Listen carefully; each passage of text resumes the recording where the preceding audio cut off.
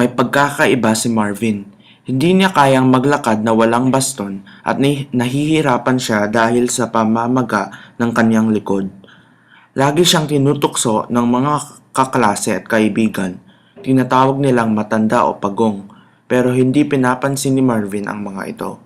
Minsan rin, hindi siya kasali sa mga aktibidad ng eskwela katulad ng mga paligsahan ng basketball o football. Madalas na malungkot si Marvin. Nakakulong siya lagi sa kanyang kwarto na walang ginagawa. Pero gabi-gabi, may pari na pumupunta sa kwarto ni Marvin para magbahagi ng mga kwento sa Biblia. Tuwang-tuwa si Marvin kung may bago siyang natutunan tungkol kay Jesus o sa Diyos. Para sa kanya, si Jesus ay ang kanyang nag-iisang pag-asa. Dahil sa Biblia, nakikita niya na gumagawa ng iba't ibang mirakulo si Jesus para sa mga may sakit. Pwede rin siyang ligtasin ni Jesus sa sakit.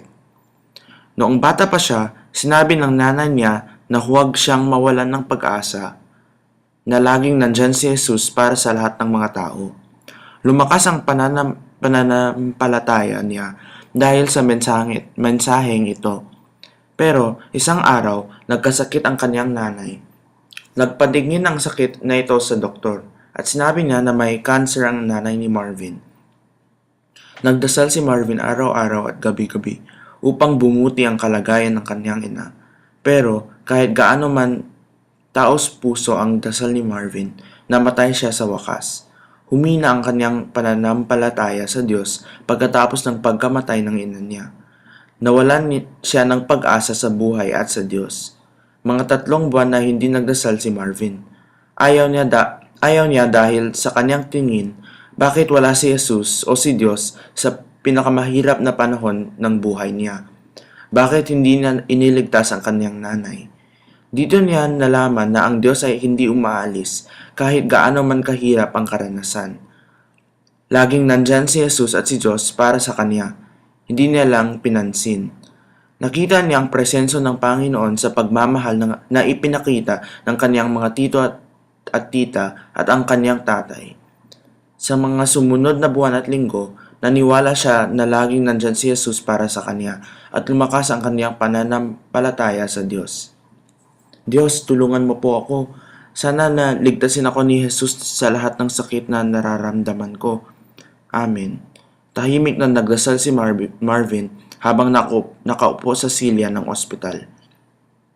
Magpapacheck up siya ngayon. Marvin, ikaw na ang sunod, ang sabi ng doktor sa kanya. Isang oras ang nakalipas at sinabi ng doktor na positibo ang resulta ng kanyang check-up. Kung matagumpay ang operasyon, makakalakad muli si Marvin.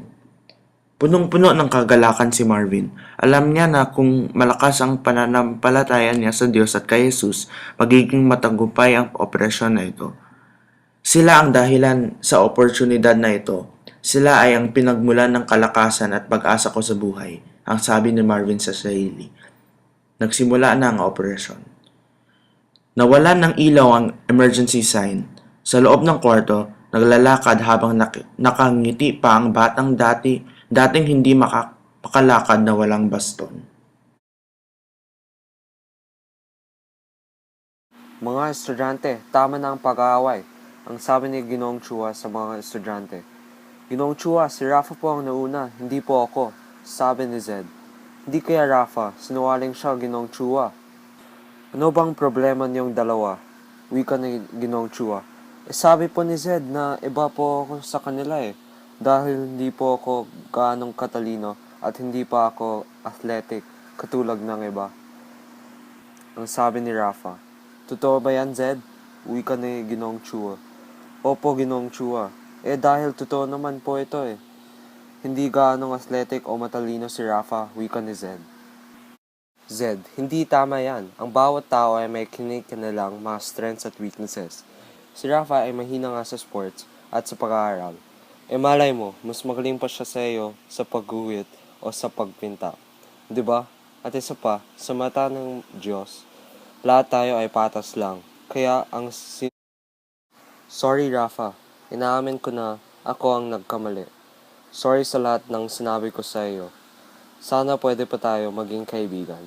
Ang sabi ni Zed kay Rafa. Okay lang Zed. At oo, pwede pa tayong maging kaibigan. Sagot ni Rafa. Pagkatapos nalaman ni Zed ito, wala na siyang inaway dahil iba sila at naging magkaibigan na sina Zed at Rafa.